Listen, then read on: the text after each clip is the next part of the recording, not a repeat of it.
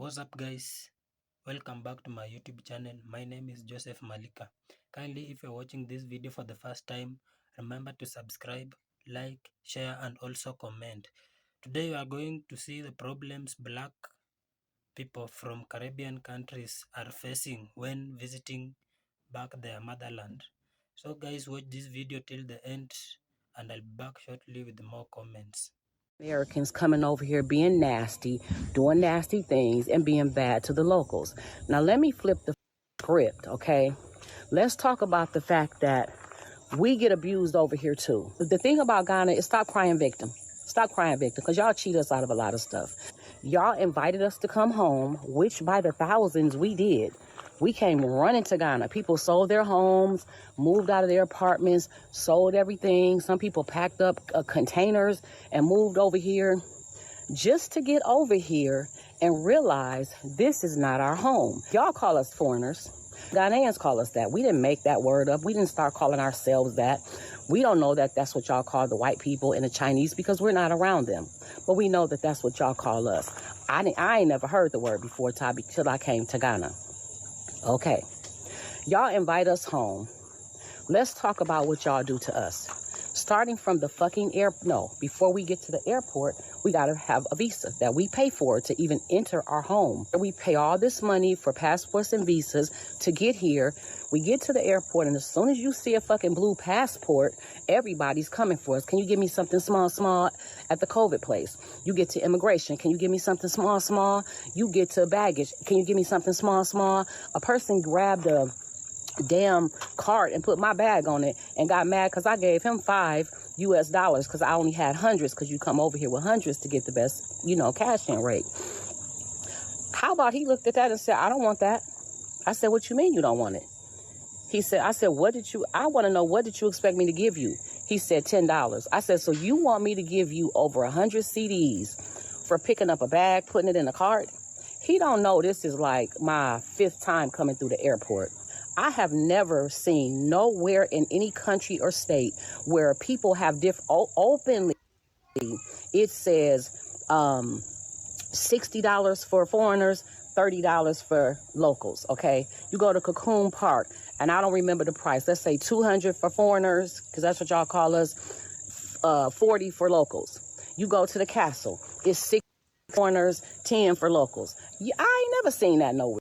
I don't went nowhere in the U.S., Mexico, and Canada where it said you pay, if you a local, if you're from here, you pay $1 for a Coca-Cola, but if you're a foreigner, you pay $8 for a Coca-Cola.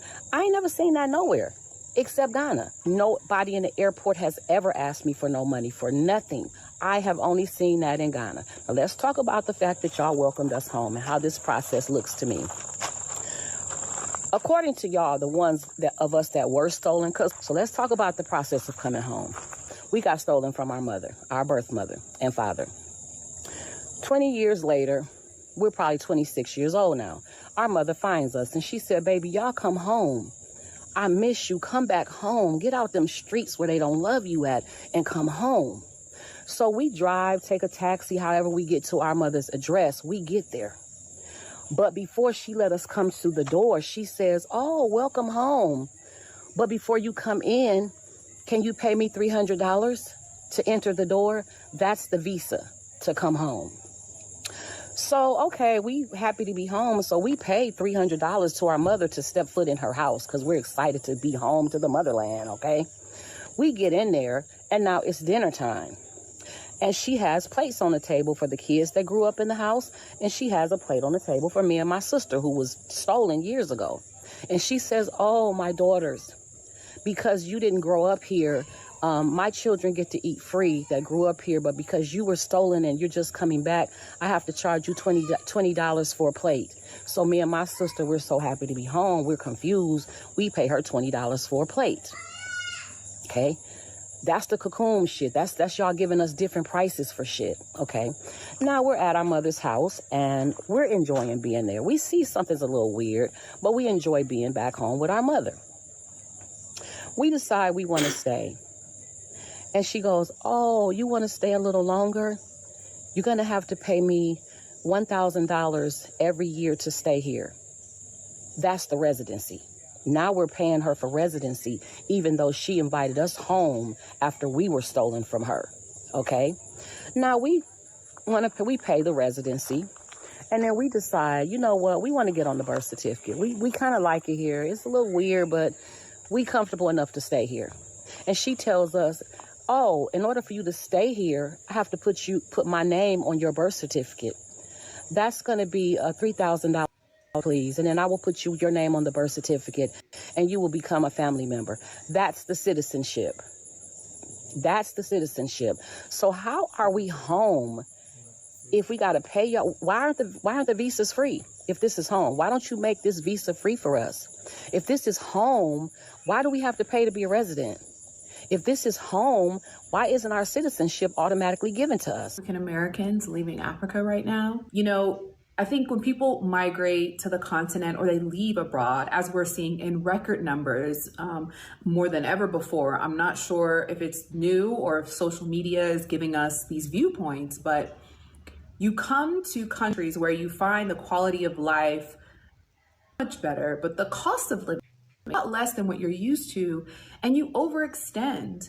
You purchase a house or you get an apartment in the most luxurious part of the country. You're dining out every day, multiple times a day. You've got a driver, you know, you're doing all of these things. And while these things can still be relatively affordable, what I see for the most part is people just doing the most, like getting the most luxurious car, the most luxurious home, the most luxurious furnishings, and essentially they can't afford to not do the work that they were doing in the US to now sustain the life that they've created on the continent. And so, you know, when I first arrived to the continent,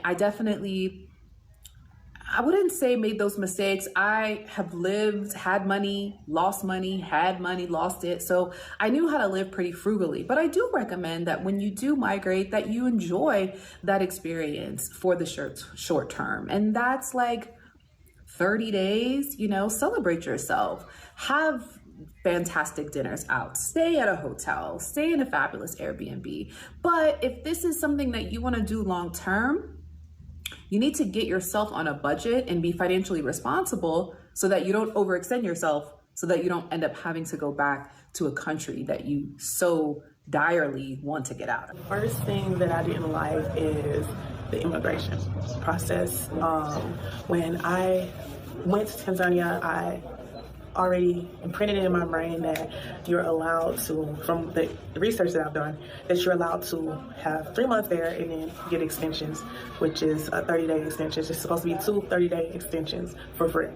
But once I got to the immigration, they had us wait there for 5 hours after telling us they could give us that time period, and we only got 2 weeks. After waiting 5 hours, we got a 2-week extension. So I had to maneuver myself from there, and it was just not pretty for me. I left the immigration office like literally in tears because I was just like, it's just this, I pick up on vibrations and energy, and it's just like the immigration people just felt like they don't want me here.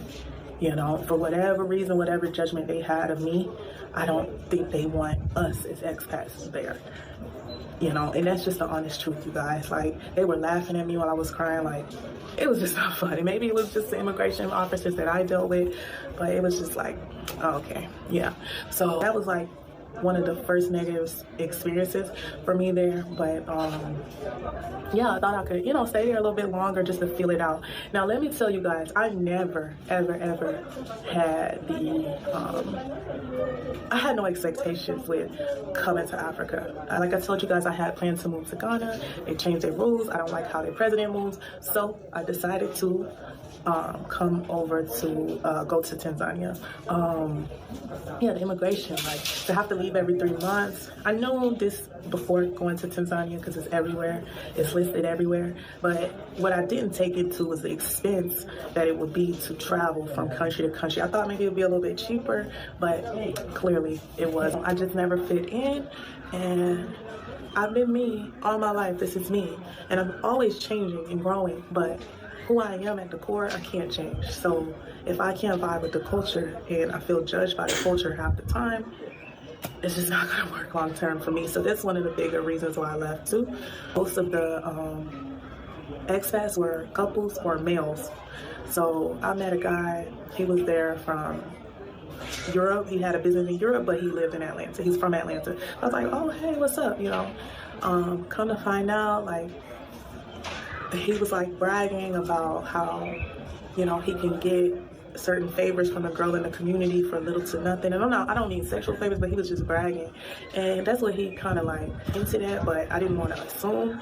But, like, I think guys sometimes come to exploit the, white and black guys come there to exploit the community if they know like they can get a lot for little to nothing, from whether it's company, sex, whatever, like they know this, so they go there to sometimes exploit. So being that I met some cool expats that were males too. That right there was like a big I don't fit, but I want to connect with like-minded people, and I also want to connect with the African culture and the African people, but because there was that language barrier, I couldn't connect with any of the Tanzanian people, and I'm sure that stopped me from meeting a bunch of good people, but I couldn't connect.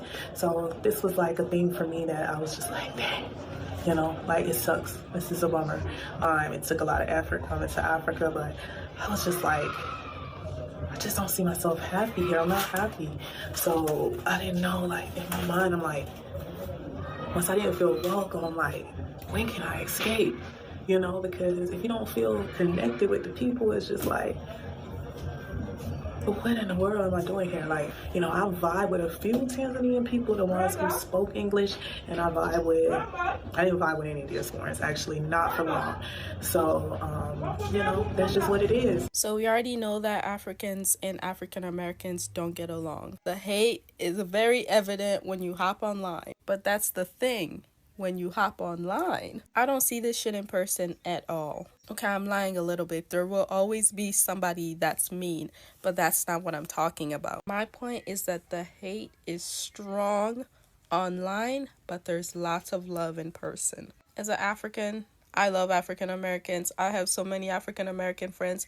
We get along just fine. And I bet you if I asked any of them what they think of Africans, they won't have anything bad to say. We can talk about the bullying that Africans endured by African Americans in school, but that's not what I want to talk about. Just because I'm not in school anymore and I don't get bullied for being African anymore. I have learned to let that go because I decided to love myself. And I've been able to see that a lot of the African Americans that bullied me are now grown or the same age as me, and they don't think like that anymore. If you're black and you go to any part of Africa, I bet you will be loved and welcomed. So just remember that just because there's hate and division online, it doesn't mean that it's the same thing in person.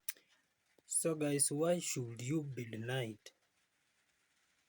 a right to enjoy your motherland? That's a question from the Africans who have stayed long in Western countries and are back to Africa where they truly belong. Let's look at what this lady has said, that she was asked to pay right from when she landed to Africa up to the home she came to visit.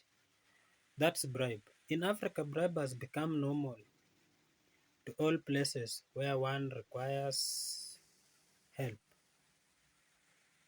And I think that has led to lower growth of the African countries, because on everything you do, you need to pay for it before you do. And anywhere you visit, you have to pay before you get the gate pass to enter the place. Let's look at visa thing. Has become a big challenge to black people visiting Africa, unlike the white people. Because you can see when white people are visiting African countries, they are offered visa at cheap cost and they receive the visas easily than the Africans who are visiting their own country, where you see it's expensive to acquire the visa and they are asked to pay highly before getting the document. And bribe has become a normal to all places where one requires help, and I think that has led to lower growth of African countries. Visa challenges are growing higher and higher. To my suggestion, I think the should be provided easily to those people visiting their motherland.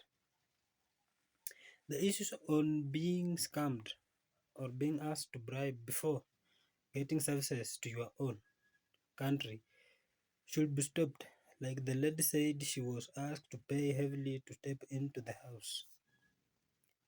And remember, that is her own motherland. I think that's being selfish. And that makes our Africans in white countries harder for them to visit their homeland. She continues saying she is also asked to pay for food, residence. She's asked in order for her to stay, she have to put her name on the birth certificate. That the name of the person hosting her, and for that she have to pay heavily to get the permit to stay, as it is in the government protocol in Africa countries, where for you to be a citizen you have to own a birth certificate, and it should be indicated and stamped. One thing we need to know is that the Africans in the Caribbean, in the early days during the colonial period, some were taken as slaves to the white countries to work under heavy rules on white farms. So when they were freed from their harsh colonial hands, they remained there because they were not able to come back. So why is it hard to welcome them once they get a chance to visit their homeland? And it's also difficult for them to get a visa to come to Africa due to high payments to get it. I think this should be looked at. Let this visa issue be easy to access to those going back to their countries. Let's treat them equally. Be friends to them, charge them less. Means let's give them fair prices right from their landing point to their residence. Let's celebrate them on coming back, for it's not easy one to remember his homeland after a long period of time. So Africans, let's unite. At least preach peace everywhere. Another thing to add is let's make it easy to all Africans visiting their homeland acquire visa. I mean, let's stop scamming our own people. Welcome your people back with happiness. Let's not treat them harshly. Also remember to welcome the whites to visit blacks with the same joy. We should do same to all, for black, whites, for they are one people. So let us not make our people feel like we are discriminating them. Let us welcome them, have fun with them, as we do with the whites when they have visited our own countries. Because when we Africans visit their countries, some of us are being discriminated, and that's not good, because being together, uniting, having peace, and enjoying each other's progress, I think that's better. Let's also welcome those who are coming back from the Caribbean countries back to our homeland happily, and let's not charge them. So kindly guys, if you are watching this video for the first time, kindly subscribe, like, share, and also comment. Bye bye.